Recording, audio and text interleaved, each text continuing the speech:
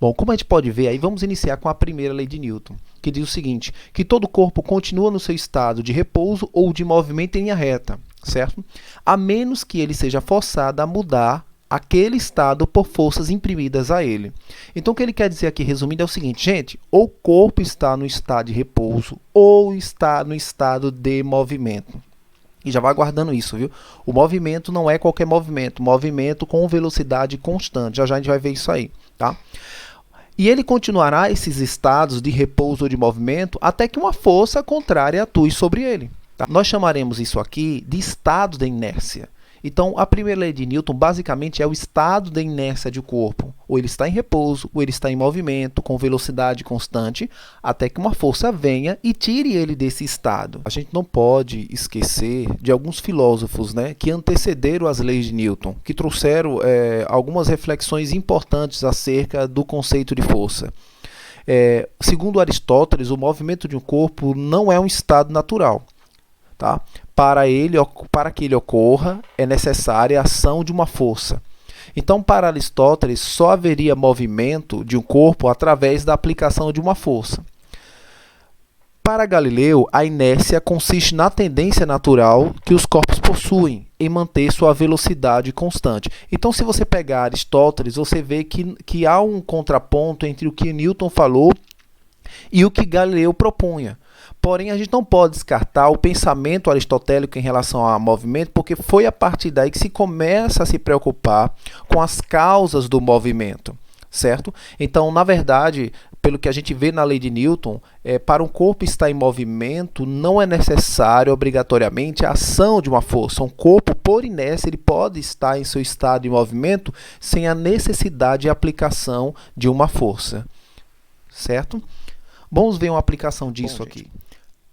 Bom, gente, aqui nós temos um corpo aqui, ó, no seu estado de repouso, é um corpo com velocidade zero, com massa de 50 kg, tá? No seu estado de repouso, ou seja, podemos dizer que ele está no estado de inércia, velocidade zero. Mas se a gente aplicar uma força nesse corpo, ok? Vamos aplicar aqui uma força de 10 newtons, verifique que esse corpo agora começa a entrar em movimento, ou seja, nós tiramos ele do seu estado de inércia. Tá? E veja que à medida que o tempo vai passando, a velocidade aí vai aumentando. Tá? Se a velocidade está variando, ele saiu totalmente do seu estado de inércia. Agora veja, que se eu tirar esse camaradinho aqui, vamos tirar esse camaradinho de cena, veja que sem a aplicação dessa força, veja que o corpo continua seu movimento, só que observe que o valor da velocidade aqui, ó, se mantém constante, 1,3 metros por segundo. Ou seja, o corpo aí estaria também no estado de inércia. Tá? Porque estado de inércia é ou o corpo está em repouso ou ele está em movimento com velocidade constante. E nesse simulador ele continuará com esse movimento indefinidamente, tá? Até que uma força contrária atue sobre ele. Como aqui a gente não tem forças contrárias atuando no corpo, ele vai continuar com essa velocidade. Então aqui é um outro exemplo de estado de inércia. Ok? Agora veja, e se uma força contrária atuar sobre ele?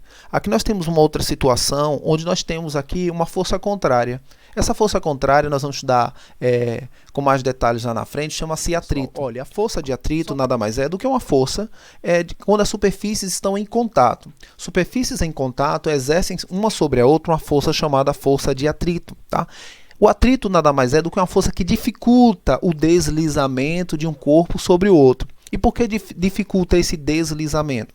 Dificulta o deslizamento porque entre os corpos há pequenas imperfeições, há ranhuras, né? Há rugosidades, ou seja, há atrito. Assim como mostra nessa imagem aqui, você pode ver, ele pegou uma imagem aqui ampliada, ele quer dizer aqui, ó, que entre a superfície há imperfeições. Essas imperfeições causam atrito.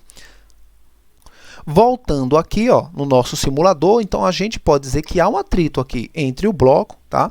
Entre o bloco e a superfície. Então, nesse caso, o atrito vai ser essa força contrária. Vamos aplicar aqui uma força grande, tá? Veja que o corpo está em movimento, a velocidade está aumentando, olhe para o velocímetro, e nesse momento eu solto o corpo. Veja que à medida que eu solto o corpo, olha a velocidade reduzindo. Por que reduzindo? Porque há atrito. Então, há uma força contrária atrapalhando o que seria o estado de inércia do corpo. Porque, por inércia, a tendência é que esse corpo continuasse o movimento. Tá? Então, aí, pessoal, nesse simulador, a gente consegue ver algumas aplicações aí dessa primeira lei de Newton. Então aqui, resumidamente, a gente pode dizer que a inércia é a tendência natural de um objeto de resistir a modificações, de resistir a alterações em seu estado original de repouso ou de movimento. Resumindo, quem está em repouso quer continuar em repouso por inércia. Quem está em movimento quer continuar em movimento por inércia. Até que uma força contrária atue ali, ou tirando o corpo do repouso, ou variando a sua velocidade quando ele está em movimento. Ok? Bom, e aqui nós vamos verificar uma aplicação aí de uma questão da PUC em relação a esses conceitos de inércia, tá? A questão diz o seguinte: leia com atenção a tira da Turma da Mônica mostrada abaixo e analise as afirmativas que seguem, considerando o princípio da mecânica clássica. Aí vem aqui uma tirinha, eu abri aqui numa tela maior para a gente ver, diz o seguinte, ó: lá vai o as do skate, né? Diz Cascão. Aí Cebolinha fala: Cascão, você sabe que é proibido andar de skate aqui no parque? É até difícil falar assim. Mas eu estou parado, diz Cascão, né? Quem está andando é o skate, né? Então veja, nessa tirinha aqui, o Cascão tira uma ondinha aí com o Cebolinha, né? Mas ele tira uma onda usando aí um princípio físico, né? Vamos olhar aqui as opções e fazer uma análise do que disse aí a tirinha, tá? O primeiro item diz o seguinte: Cascão encontra-se em movimento em relação ao skate e também em relação ao amigo Cebolinha. Ora, pessoal, quando a gente vai tratar de movimento-repouso, temos que lembrar daqueles um conceito lá da cinemática que é referencial. O referencial dita se um corpo está em movimento ou em repouso. Se eu olho para um objeto e as posições desse objeto mudam com o tempo em relação a um referencial fixo, então nós dizemos que esse corpo está em movimento. Nesse caso aqui, esse item que diz Cascão encontra-se em movimento em relação ao Cebolinha, em relação ao skate, e também em relação ao amigo Cebolinha. Ora, em relação ao skate, Cascão e skate estão sempre na mesma posição. Então, logo, Cascão e skate não estão em movimento em relação ao outro. Então, essa questão aí ela tem esse erro nesse início, quando diz que Cascão está em movimento em relação ao skate, tá? O item 2 diz: Cascão encontra-se em repouso em relação ao skate. Ok, até aí tá certo, porque os dois sempre estão na mesma posição, tá? Adotando o skate como referencial, mas em movimento em relação ao amigo Cebolinha. Ok, item 2 correto, corretíssimo. O item 3 diz: Cebolinha encontra-se em movimento em relação ao skate. Ora, Cebolinha encontra, se a gente usar o skate como referencial, podemos dizer sim que Cebolinha encontra-se em movimento em relação ao skate. Por quê? A posição de Cebolinha em relação ao skate muda com o passar do tempo. Então, pessoal, essa questão aí, a gente marcaria aí os dois itens, que seria como correto o item 2, tá? E o item 3, e aí, sendo 2 e 3, a resposta seria a letra D. Tá? Então, sempre quando você vai analisar o movimento ou repouso, você tem que adotar um referencial para verificar, tá? Para concluir se um corpo está em movimento ou em repouso. É isso. E aí, um outro conceito importante é o conceito de força. A força nada mais é do que uma grandeza física que produz no corpo uma variação de velocidade, tá? Ou seja, se provoca uma variação na velocidade, nós chamamos variação de velocidade de uma aceleração. Então, a força ela tem essa característica de provocar acelerações. Voltando aqui para o simulador, a gente pode observar que o corpo aqui está no estado de repouso, certo? E se eu colocar mais uma vez o camaradinho aqui para empurrar, certo? Veja que o corpo vai entrar em movimento. Vamos colocar o velocímetro, olha aqui, ó. A aplicação de uma força provocando uma mudança na velocidade, ou seja, uma aceleração, tá? Então, esse é o conceito de força. Se a gente fosse aqui representar resumidamente a primeira lei de Newton, né? Eu escreveria assim, ó. A primeira lei de Newton, ela trata do estado de inércia, tá? Resumidamente, é o estado de inércia. E se eu quiser dizer o que significa aí o estado de inércia, tá? O estado de inércia de um corpo são duas situações, tá? Resumidamente. Então, o que seria a inércia? A inércia seriam duas situações. Ou o corpo ele vai estar em repouso, ou o corpo vai estar em movimento, tá? Então, em termos de inércia, são essas duas características. Agora, lembre que repouso significa velocidade zero, tá? E movimento significa velocidade constante, tá? Não é qualquer velocidade. Lembra, não tem aceleração. No estado de inércia, não tem aceleração. Dá até para a gente puxar aqui, ó, e comentar. No estado de inércia, a aceleração é zero. Não existe aceleração no estado de inércia, tá? Sobre a segunda lei de Newton. A segunda lei de Newton, ela vai falar o seguinte: a mudança de movimento é proporcional à força motora imprimida e é produzida na direção da linha reta na qual aquela força é imprimida. O que ele quer dizer com isso? Na segunda lei de Newton, ele vai tratar basicamente de conceituar a força e, na verdade, de quantificar a força. Será que dá para medir essa força? Então, para saber se dá para medir ou não, a gente tem que saber quais outras grandezas estão associadas à força, tá? E ele fala que a mudança de movimento é proporcional a essa força. Ou seja, quanto maior a força, né, maior essa mudança de movimento, maior pode ser essa aceleração. E também a força ela vai depender também da massa do corpo, porque quanto mais massa um corpo, maior deve ser a força, caso eu queira tirar esse corpo do seu estado de inércia, ou seja, de repouso, tá? E aqui nós temos vários tipos de força. Nós temos aí a força de atrito, tá? Nós temos aqui a força gravitacional, força de arrasto, força aplicada, força magnética, força de tração ou tensão, tá? É quando um corpo está ligado ao outro por meio de um fio, tá? Por exemplo, nós temos aqui força de empuxo, força elástica, ou seja, existem vários tipos de força. A questão agora é, na segunda lei, como medir essa força? Tá? Como calcular essa força que atua sobre o corpo? É isso que a gente vai ver. Pessoal, na segunda lei de Newton, então, nós podemos dizer que na segunda lei ela vai tratar exclusivamente de caracterizar o conceito de força, tá? Na verdade, vai ser força resultante. Mas vamos ver aqui primeiro. Segundo a segunda lei de Newton é o seguinte: a força resultante. Aí vem o que seria uma força resultante. A força resultante é o somatório de forças que atuam no corpo. A força resultante nada mais é do que um somatório de forças, tá? Porque um corpo ele pode sofrer mais de uma força. Nós vamos ver já já isso aí. Somatório de forças. Isso é força resultante. Então, a segunda lei de Newton vai dizer que força resultante é igual ao produto da massa, tá, multiplicado pela aceleração do corpo. Tá? Então, de modo geral, se eu quero medir a força que um corpo precisa, eu pego o valor da massa e multiplico pela aceleração. E aqui a gente tem aí a segunda lei de Newton. Mas vamos aproveitar e vamos entender um pouquinho o que seria essa força resultante. Bom, antes da gente continuar, aqui é bom dar uma passada sobre as unidades de medida da força, tá, pessoal? Como a gente viu na segunda lei de Newton, a força resultante é o produto, a multiplicação da massa vezes a aceleração, tá? Então, é importante que a gente esteja ciente das unidades de medida de cada uma dessas grandezas, ok? Então, a aceleração no Sistema Internacional de Medidas é dada em metro por segundo ao quadrado. A unidade de medida que a gente vai usar aqui para a massa, tá, é de quilograma, tá? Então, e quando você faz o produto do quilograma pelo metro por segundo, a gente vai ter aí a unidade da força, tá? A força tem como unidade o próprio Newton, tá?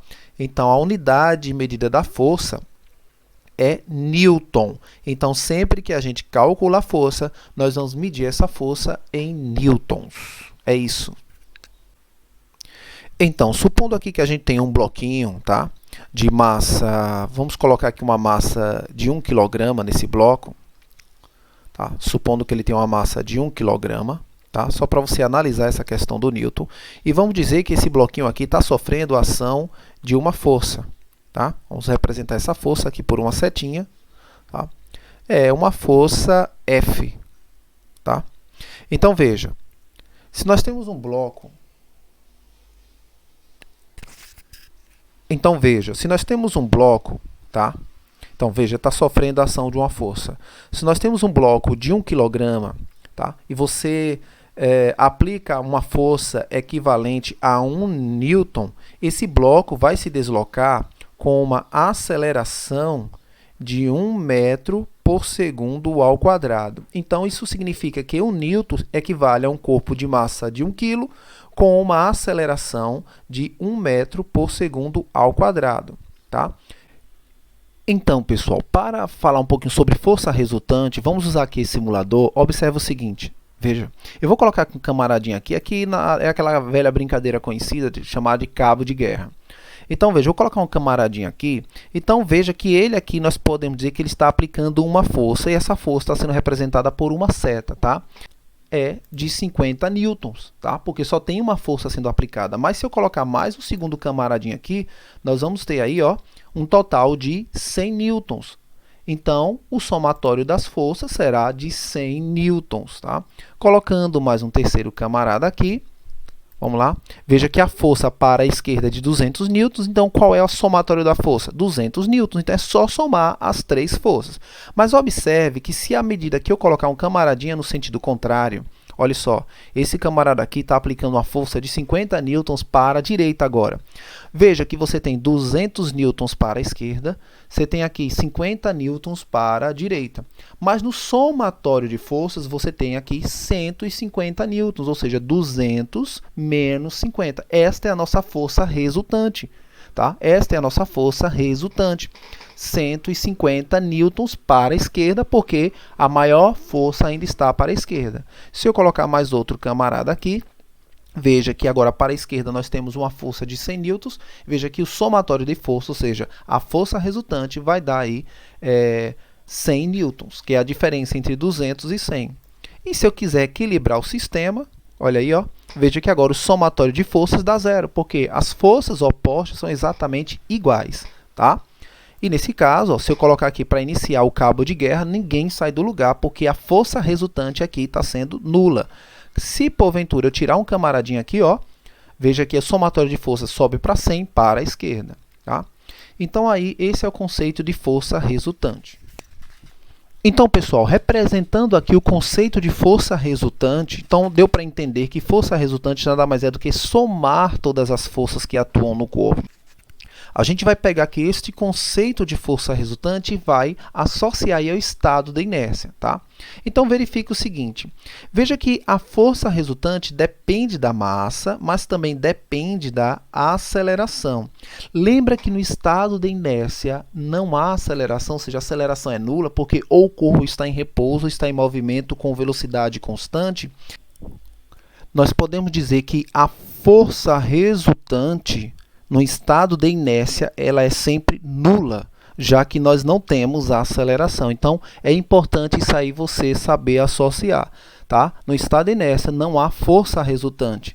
Agora, muito cuidado. Quando a gente fala que a força resultante é nula, não quer dizer que não há forças atuando no corpo. É que na hora que você soma tudo, dá zero.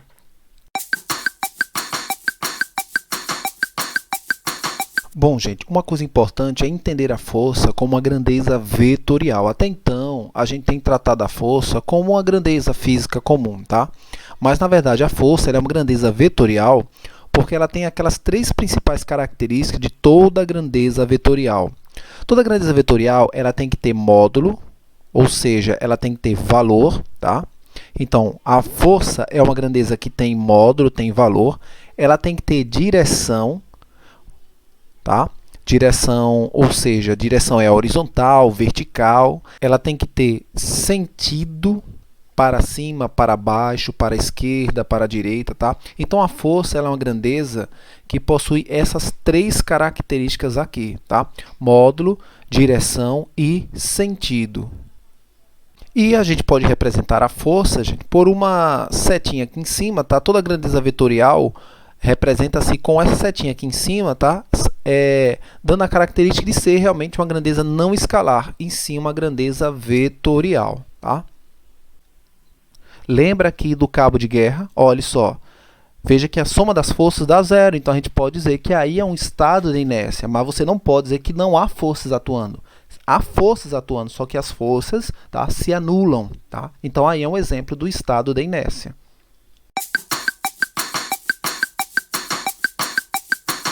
Bom, pessoal, uma força importante que provavelmente a gente vai trabalhar muito é a força-peso, tá?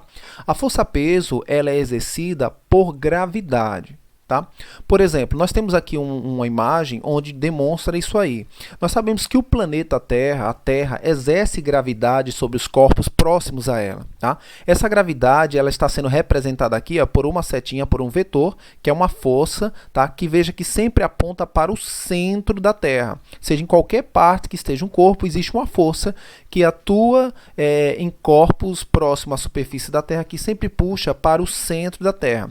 Essa força exercida nesses corpos é o que nós denominamos de força-peso. Vale ressaltar que essa força-peso ela pode tanto existir na Terra, como pode ser em qualquer outro planeta que exerça a gravidade. E é bom a gente lembrar que a gravidade, a aceleração da gravidade, ela vale 10 metros por segundo ao quadrado, esse é o valor arredondado, mas na prática o valor da aceleração da gravidade é cerca de 9,8 metros por segundo ao quadrado, tá? Bom, pessoal, então, resumidamente, a gente pode dizer que a força-peso, tá? A força-peso é uma força aplicada aos corpos, nesse caso aqui, próximo à superfície terrestre, tá?